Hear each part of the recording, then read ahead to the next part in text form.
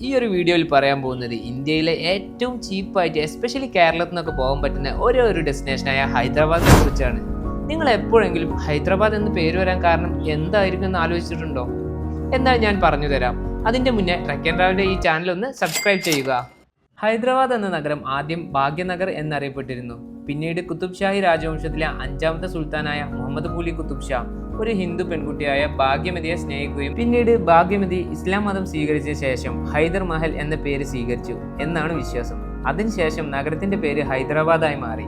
അപ്പോഴും നിങ്ങൾക്കൊരു ഡൗട്ട് ഉണ്ടാവില്ലേ, ശരിക്കും ഈ ഹൈദരാബാദ് 2 വാക്കാക്കിയിട്ട് നമ്മൾ സ്പ്ലിറ്റ് ചെയ്യുകയാണെങ്കിൽ ഹൈദർ എന്നുള്ളത് ഭാഗ്യമതിയുടെ ഇസ്ലാമിക പേരാണ്. അബാദ് എന്ന് പറഞ്ഞു കഴിഞ്ഞാൽ നഗരം. പിന്നീട് അതങ്ങനെ ഹൈദരാബാദായി മാറി. ഇനി ടൂറിന്റെ കാര്യത്തിലോട്ട് പോവാം. 3 രാത്രി 4 പകലും അടങ്ങുന്ന ഒരു കിടിലൻ ടൂർ ഐറ്റിനറി നിങ്ങൾക്ക് പരിചയപ്പെടുത്താം. ഇനി ഡേ 1 എയർപോർട്ടിൽ നിന്നോ റെയിൽവേ സ്റ്റേഷനിൽ നിന്നോ നമ്മൾ പിക്ക് ചെയ്തിട്ട് നേരെ ഹോട്ടലിൽ കൊണ്ടുപോയിട്ട് ഡ്രോപ്പ് ചെയ്യും. പിന്നീട് ഒന്ന് ഫ്രഷായി സൈറ്റ് സീയിങ് ആയിട്ട് പുറപ്പെടും. പ്രധാന ആകർഷണങ്ങളായ ഹുസൈൻ സാഗർ ലേക്ക്, അതിലെ ബോട്ടിങ്, പിന്നെ NTR ഗാർഡൻ. ഈ NTR ഗാർഡൻ ശരിക്കും പ്രശസ്തമായ സിനിമാ നടനും ആന്ധ്രാപ്രദേശിന്റെ മുൻ മുഖ്യമന്ത്രിയുമായിരുന്ന നന്ദമുരി തരക രാമറാവുവിന്റെ സ്മരണക്കായിട്ട് അവിടുത്തെ ഗവൺമെന്റ് നിർമ്മിച്ചു. അത് കഴിഞ്ഞ് ലുംബിനി പാർക്ക്. എല്ലാ ദിവസങ്ങളിലും വൈകുന്നേരം 7 മണി അല്ലെങ്കിൽ 7:15 തുടങ്ങുന്ന ലേസർ ഷോ കാണേണ്ട ഒന്ന് തന്നെയാണ്. Day 2 full day Ramoji film city. Ramoji film സിറ്റിനെ പറ്റി അറിയാത്തവരാരും ഉണ്ടാവില്ല. ഇത് ലോകത്തെ ഏറ്റവും വലിയ ഫിലിം സ്റ്റുഡിയോ കോംപ്ലക്സ് എന്ന ഗിന്നസ് വേൾഡ് റെക്കോർഡും റാമോജി ഫിലിം സിറ്റിക്കുണ്ട്.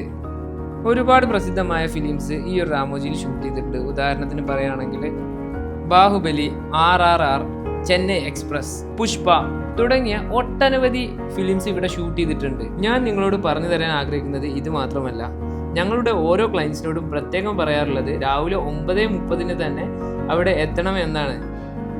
രാവിലെ ഒരു 9:30 to 9:45 ഇടയിലാണ് അവിടെ ഓപ്പണിംഗ് സെറിമണി ഉണ്ടാവുക. ഇനി ഡേ 3 നിങ്ങളെ കാത്തിരിക്കുന്നത് ചൗമാല പാലസും, സലാർജം മ്യൂസിയം, മക്ക മസ്ജിദും, ചാർമിനാറും, ഫുഡ് സ്ട്രീറ്റും, ഷോപ്പിംഗും തുടങ്ങിയ ഒരു ഫുൾ ഡേ ട്രിപ്പ്. ചൗമാല പാലസിനെ പറ്റി പറയുകയാണെങ്കിൽ പേര് പോലെ തന്നെ ചൗ മഹല്ല. ചൗ എന്ന് പറഞ്ഞു കഴിഞ്ഞാൽ 4, മഹല്ല എന്ന് പറഞ്ഞു കഴിഞ്ഞാൽ കൊട്ടാരം.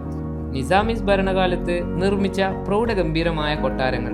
ഇനി ചാർമിനാറിനെ കുറിച്ച് പറയുകയാണെങ്കിൽ 1951 ചാർമിനാർ ഉണ്ടാക്കിയിട്ടുള്ളത്. പേര് പോലെ തന്നെ 4 മിനാരങ്ങളുണ്ട്. മക്ക മസ്ജിദ് അതിന്റെ തൊട്ടടുത്ത് വരുന്ന ഒരു മസ്ജിദാണ്. ഒരുപാട് വർഷങ്ങൾക്ക് മുന്നേ നിർമ്മിച്ച ഒരു മസ്ജിദ്. ഷോപ്പിങ്ങും ഫുഡ് സ്ട്രീറ്റ് എക്സ്പ്ലോർ ചെയ്യാനൊക്കെ പറ്റിയ നല്ലൊരു ഇടാണ് ഈ ചാർമിനാർ മക്ക മസ്ജിദിന്റെ ആ ഒരു സറൗണ്ടിങ്സ്. ഡേ 4 ഹൈദരാബാദ്. പിന്നെ 4ാം ദിവസം ബ്രേക്ക്ഫാസ്റ്റ് കഴിഞ്ഞ് ചെക്കൗട്ട് ചെയ്ത് നേരെ റെയിൽവേ സ്റ്റേഷനിൽ കൊണ്ടുപോയി ഡ്രോപ്പ് ചെയ്യും. ഇനി നിങ്ങളുടെ മടക്ക യാത്ര ബൈ ഫ്ലൈറ്റ് ആണെങ്കിൽ നമ്മൾ റെക്കമെൻഡ് ചെയ്യുക ഈവനിങ് ഫ്ലൈറ്റ് അല്ലെങ്കിൽ നൈറ്റ് ഫ്ലൈറ്റ് എടുക്കാനാണ്.